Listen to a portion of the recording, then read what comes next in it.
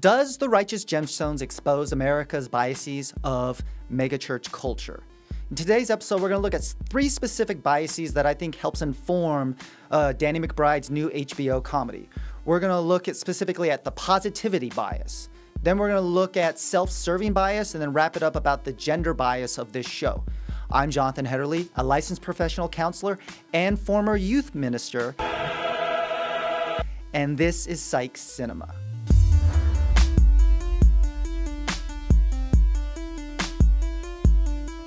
Psych Cinema is where I explore the psychology found in the films and television shows that I watch and love. And I love Danny McBride's Righteous Gemstones. This is right up my alley, no pun intended, to the sexual politics found in this show. It really is crude, it's vulgar, and it eviscerates American conservative Christianity. Now, as a former youth pastor and someone that actually got a lot of education in seminary, this show really just speaks to me in terms of the hypocrisy or the duplicity of a lot of American Christianity.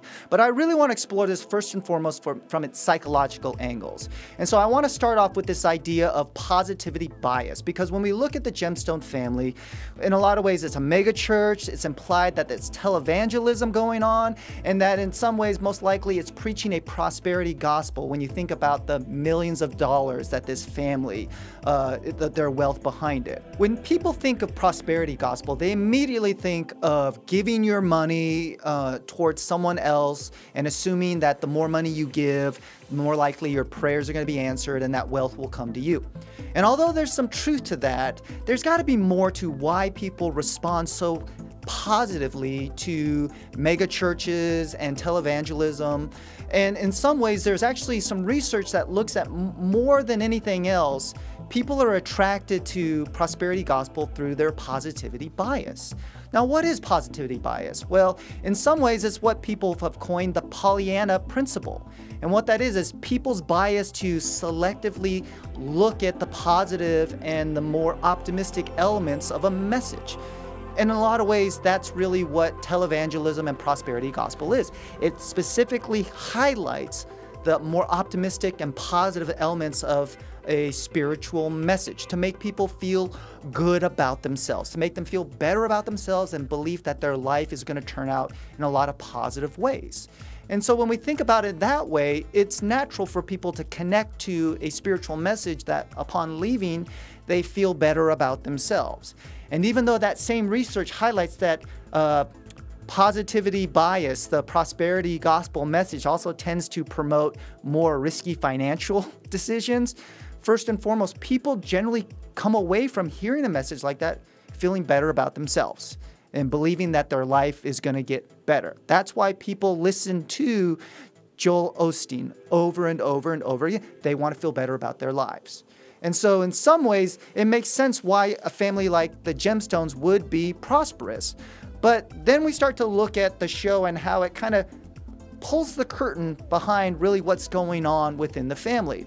And this show is ripe with self-serving bias. What do I mean by self-serving bias?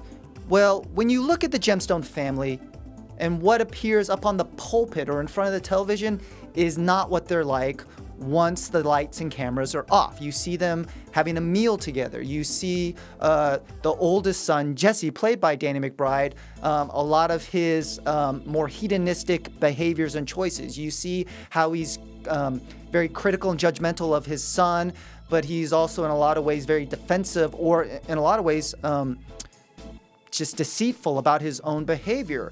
And we see this self-serving bias of when things go wrong or bad, there's always an explanation, but there's really low regard for self-improvement.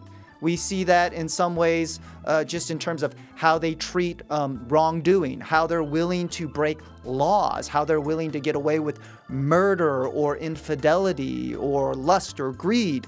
And you see that in a number of different ways to where their faith or what's going on in the megachurch is really a profession more than a calling, that they really detach and separate it from their own character and decision making, and it really becomes more of a branding, a way to attract other people and to make their lives better, primarily from a financial and power standpoint.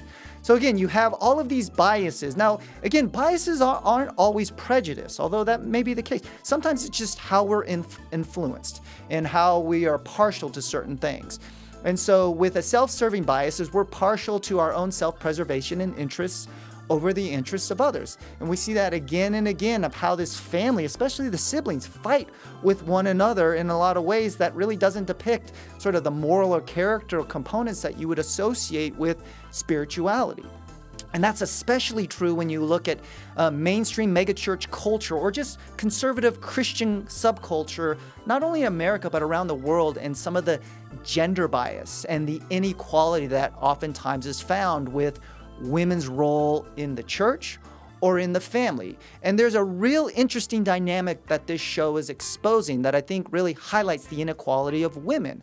Because on the one hand, the sister is basically considered a nobody in this family. You see the sister Judy, played by Edie Patterson, who's just constantly trying to get the attention of her father, that she matters. More often than not, he's charging or commissioning the two sons with certain projects or roles or power. And she's left on the sidelines and basically saying that she wants some type of role or contribution. She is not shown up on the pulpit a lot of times or on the platform where the other brothers are. And so you sort of see this inequality where her voice doesn't matter, or her role doesn't matter in the family, simply because she's a girl. And this isn't just with the Gemstone family. You see this within the relationships and marriage of all the couples that permeate this kind of conservative subculture, is that the women are designed to be subservient. They're not meant to be in roles of power and influence over others, specifically over men. And they blindly trust what their husbands say without giving any recognition to kind of the clues or signs that something more nefarious is happening with their husbands. So you see, on the one hand, this devaluing of women and controlling them by really pigeonholing them in this subculture. And yet, with the Gemstone family, you see this dissonance because the family is falling apart specifically because the mother has died and everybody else is really dysfunctional without her being the glue to the family. The father, played by John Goodman, says that first and foremost, that he never saw this type of bickering and problems amongst the kids when the mother was still around. And in some ways, you might even suspect that the grief that each child is experiencing is really contributing to the turmoil and dysfunction of the family. Even the uncle, baby Billy, he's coming into the scene, and it seems like the mother, Amy Lee, also helped kind of keep him in control in some ways. So while you create this subculture of men are powerful and controlling and have final say, but they don't have any checks and balances for their own behavior, it becomes a very loving and caring wife and mother that keeps the glue together so that this dysfunction and these bias, this self-serving bias, don't all kind of create this destructive nature within a family. It's a really interesting dichotomy that I think the show rightly highlights, how they don't reconcile well together, that devaluing women, but on the other hand, that's what keeps men in their place. But what do you think about The Righteous Gemstones? Do you think it does a great job exposing the hypocrisy of American megachurch subculture? Or do you think that it's just a comedy and that should be taken at face value?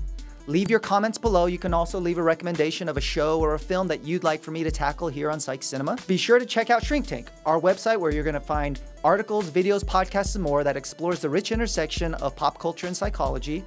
Well, that's going to do it for today's episode. Thanks for watching. I'm Jonathan Hetterly, and until next time, I'll see you at the movies.